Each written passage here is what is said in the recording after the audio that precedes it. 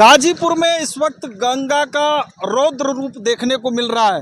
गाजीपुर में गंगा का जो जलस्तर है वो खतरे के निशान से इस वक्त ऊपर बह रहा है और इस वक्त जो गंगा का जलस्तर है वो करीब 64 के ऊपर 64 मीटर के ऊपर लगभग बह रही है गंगा।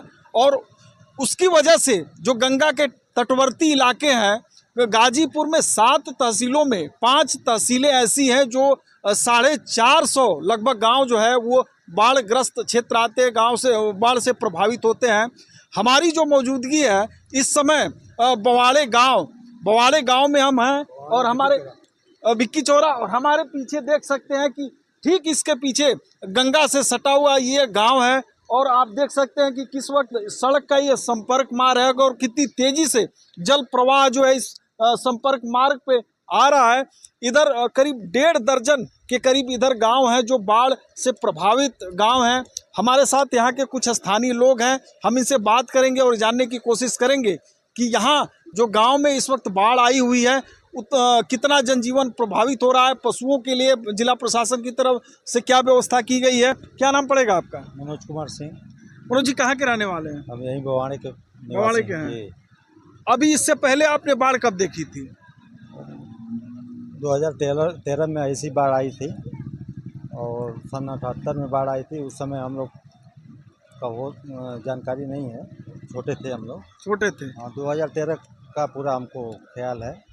2013 में ऐसी बाढ़ आई। जिला प्रशासन की तरफ से क्या मतलब तैयारियां की गई हैं या फिर जो कहा जा रहा है, जो दावे किए जा रहे हैं कि बाढ़ चौकियां बनाई गई हैं, राहत शिविर बनाए गए हैं जो पशुओं के लिए चारा भी मुहैया करा रहे हैं?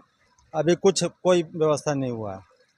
प्रशासन केवल कहने के लिए है, कोई व्यवस्था ना, कोई कर्मचारी आया, लेखपाल तक नहीं आया। अच्छा, ये आपका नाम क्या पड़ेगा? राजू सिंह। ये जो पूरा इलाका जो है गांव का, जो गंगा का तटवर्ती इलाका है, यहाँ खेती भी बहुत ज्यादा होती है, परवल की, लौकी की, बैगन की, धान की भी होती है।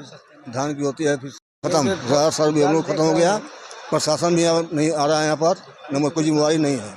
प्रशासन कह रहा है कि तमाम बाढ़ चौकियां बनाई गई हैं, नाव की भी व्यवस्था की गई है ताकि लोग। यहाँ कहीं कुछ नहीं है, यहाँ कहीं कुछ नहीं है, सब गलत बोला जा रहा है। परेशान है। क्या नाम पड़ेगा चाचा? वीरेंद्र यादव। आप इससे पहले कब याद है कि जब इतनी भयानक बाढ़ आई थी इस तरीके से? 78 में। 78 के बाद अब ये वाला देख रहे हैं, इसको चढ़ गया। तो मौसम विभाग जिस तरीके से कह रहा है कि आने वाले समय में अभी और गंगा का जो जलस्तर है बढ़ेगा, तो उसको लेके कितना मतलब आपको क्या लगता है कि इस बार 78 का भी रिकॉर्ड टूट जाएगा? पार टूट जाना चाहिए। टूट जाएगा जी। क्या नाम पड़ेगा चाचा आपका? मुसाफिरा।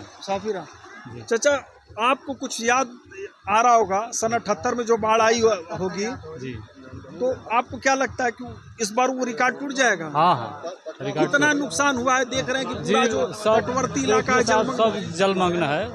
तो सब धान चला गया, बैड़ा चला, रहर चला गया, सब चला गया।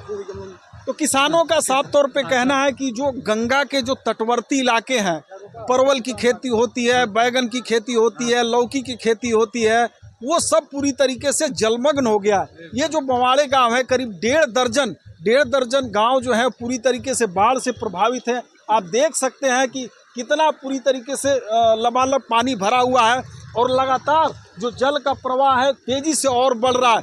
लोग स्थिति ये है कि अपने घरों में जो सामान है वो निकाल के अब बाहर जा रहे हैं और अनुमान लगाया जा रहा है कि जितना तेजी से लगातार जलस्तर बढ़ रहा है, इससे भी इनकार नहीं किया जा सकता है कि सन 78 में जो बाढ़ आई थी वो भी रिकॉर्ड इस बार टूट